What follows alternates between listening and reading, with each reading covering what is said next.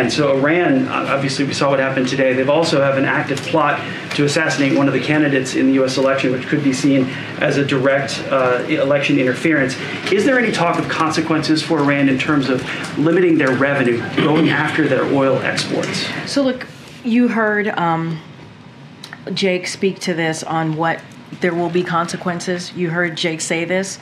This is an ongoing situation. He had to get back to his desk to make sure that he continues to monitor what's occurring, having conversations with his counterparts as well in Israel.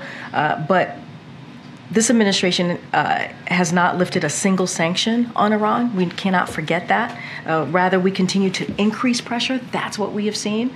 Our extensive sanctions on Iran remain in place, and we certainly will continue to enforce them. And you heard from the National Security Advisor. You heard what he said today. But Iran's oil exports have reached record levels now. One report showing 3.2 million barrels per day, according to OPEC. That's about $90 billion a year. So when do we cut off that revenue? We have not lifted a single sanction. If anything, as I said moments ago, we increase pressure. That's what we have been doing.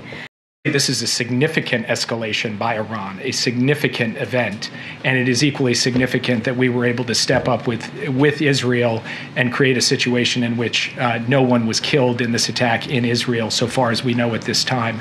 We are now going to look at what the appropriate next steps are to secure, first and foremost, American interests, and then to promote stability to the maximum extent possible as we go forward.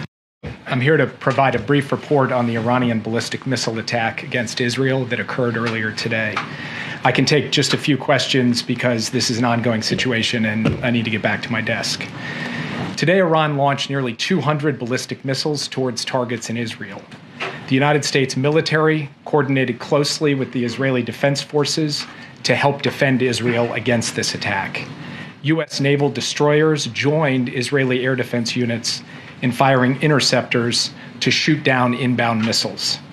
President Biden and Vice President Harris monitored the attack and the response from the White House Situation Room, joined in person and remotely by their national security team. We are still working with the IDF and the authorities in Israel to assess the impact of the attack. But at this time, and I stress at this time, we do not know of any deaths in Israel.